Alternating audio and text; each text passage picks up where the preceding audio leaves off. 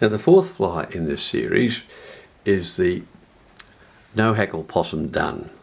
This is a copy of the actual dun that is hatched from the nymph.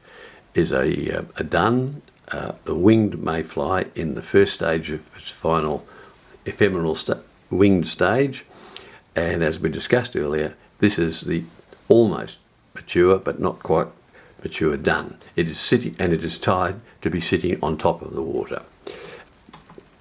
So as usual, I'm just using the same hook, a TMCO 15102Y, and I'll start it in the usual way, just whipping down to the bend of the hook. Just throw away the waste, clean it up, and keep going. And like all these flies, I just go a little bit round the bend. And this time, this is a floating fly, so I will use a grey, natural grey blue Andalusian cock hackle. I don't use whiting hackles, saddles or otherwise, because I don't think they're stiff enough or coarse enough for the tail fibres. So I use this. I bought this 60 or 55 years ago from a specialist breeder of roosters, and I am absolutely certain if he knew that I was going to take it home, cut off its head and get its hackles, I would not have been sold that beautiful bird. My mother, it cooked and ate very well, but anyway, and I'm still using it, so at least it would have been dead quite a long time ago. It's still making a serious contribution to my piscatorial enjoyment. Now there's the tail, so it's out the back of the fly at the right height, distance. Change fingers and do the usual, up the near side, down the far side, nip it all together and tighten it and do it again, and that should be nicely on top of the hook, which it is. A bit too much line there with the camera, and then just go down to the bend of the hook, to where it finishes, around the bend of the hook, and go underneath that a couple of times to make sure that it sticks up as it should.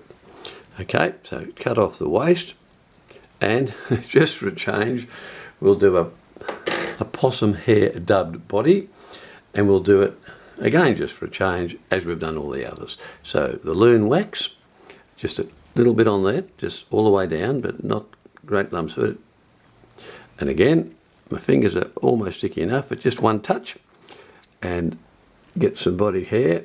Here we are, and make a body.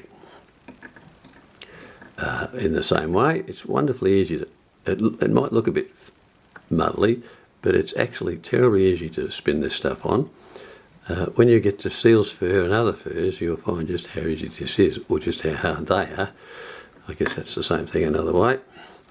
So spin that on, spread it out, and make it as neat as you like, but it doesn't really matter because the spinning fix it. The usual dubbing, the dubbing loop tool, and then make the loop, put it back where it comes off the hook, and then go to the front of the hook and spin it. Okay, a few spins to just get it about right, and then go around the hook so that you can spin it more tightly now without breaking it, and then wind a body like all the others, slightly tapering to the front.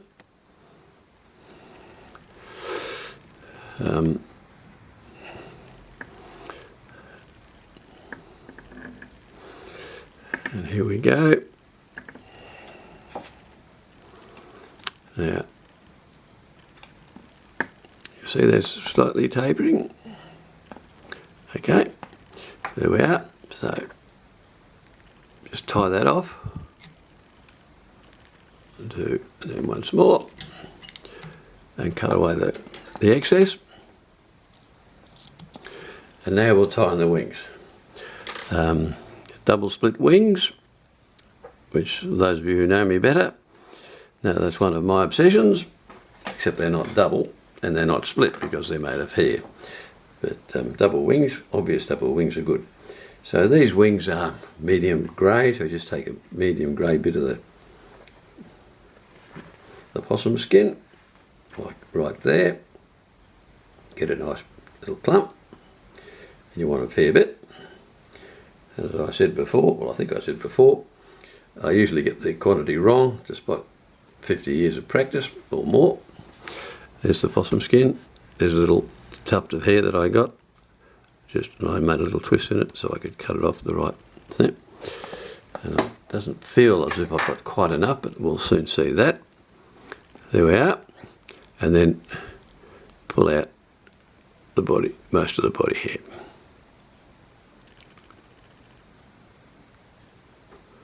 Okay, there we are. Now this is what we make the wings out of. So we put that on a bit shorter than the other because it's only going straight up as wings, and tie it on in the usual way, just behind where the body ends. But you have to tie this very firmly. So, and that's gone round the hook because I've been careless. So I'll have to bring that back. You see what I mean about not getting it right the first time? It's so much easier. And now really tie that on tightly. That won't go anywhere now. And cut all this stuff off. I used to tie that back and make a little post between the wings. I sometimes still do it, but I won't do that today. It just makes it more complicated, and I'm not sure it makes much difference to the effectiveness of the fly. So make sure that's tied on really well. Just go over that bit there to make sure that there are no loose bits, and then go around behind the wing a few times just to more or less stand it up. Then I go round hold it with your right hand, and I go round the bottom of the wing once, and then once around the hook. Okay, I go once around the hook to stop it pulling the wings crooked. Okay, I then split that in half. So you can see that. Unfortunately, I can't move the camera because it'll be out of focus and I won't be able to put it back. But do you see the way it's in two sections? Yes, good. And then I go through there twice in that direction. And when I say half, I mean half. I don't mean it doesn't look at all nice if it's one side's much thicker than the other. And I do that 2 times each way, and then I'll do 2 times again because it gets pulled around a bit when I make a thorax around it. So that's really flat now, but that'll stand up. Okay, so now we'll dub in a thorax. Again, the usual procedure, a little bit of sticky wax. Sorry. Is that still? Yep.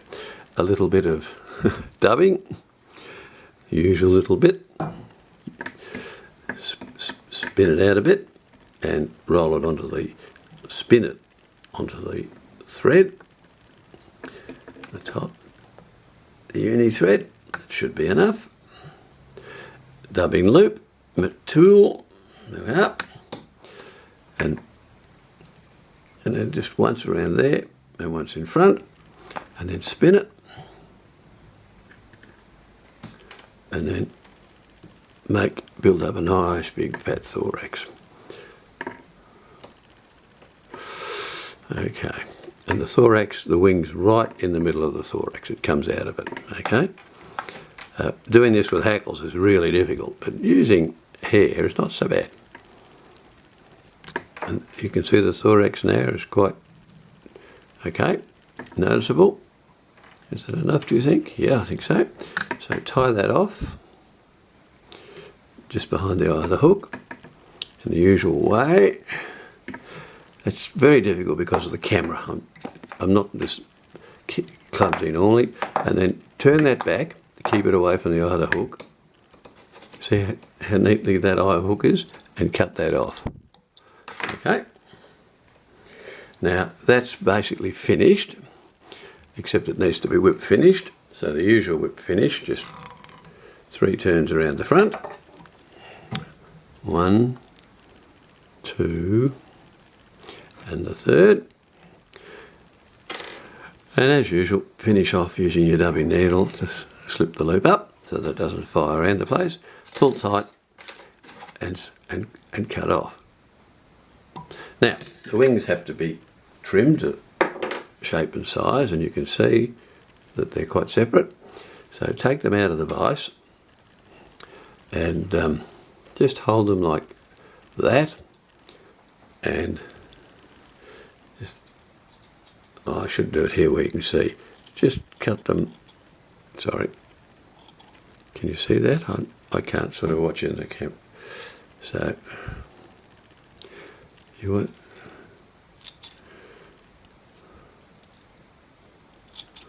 that a little bit. Okay.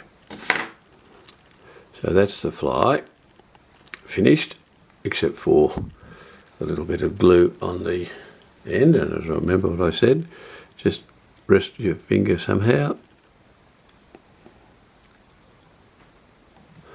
and then pop her over. And do the same again.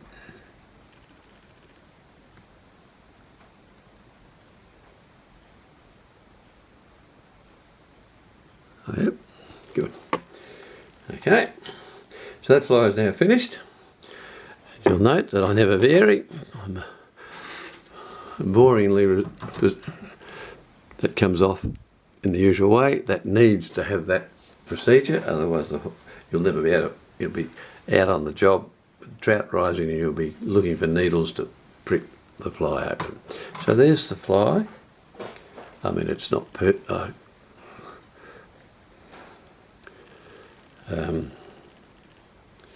wings. Now that fly sits horizontally on the water. The hook often goes through the water and the tail sits on it. It has no hackle. Occasionally, or not occasionally, quite often, I'll take a dubbing needle and I'll just tease out the hair on the thorax a little bit, which will make it a little bit woollier. Just tease it a bit. Can you see what I'm doing? It's hard. I know it's hard to see.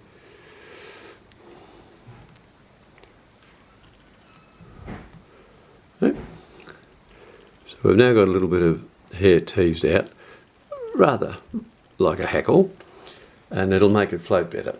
And it'll slightly lift the fly a little bit, but not much. That fly will sit on the surface, or even into it. Very like a gold-ribbed hare's ear, which is a famous old English fly, not made with, it's made with, it has a body of hare's ear, the fur off a common hare's ear, but it has starling, double-split starling wings, and it's a beautiful fly which I use to great effect in New Zealand, and it's a famous old Halfordian fly, although he didn't design it. But the fish will take this either as a freestanding dun or as an emerging dun, depending on how it's floating. It's another one of these really lethal flies, and of those 4 flies, you would never see me in a mayfly, anywhere near a mayfly river, which is most rivers, with the prospect of a hatch without those 4 flies. They're wonderful. So thank you very much. Now we'll go back to the rest of the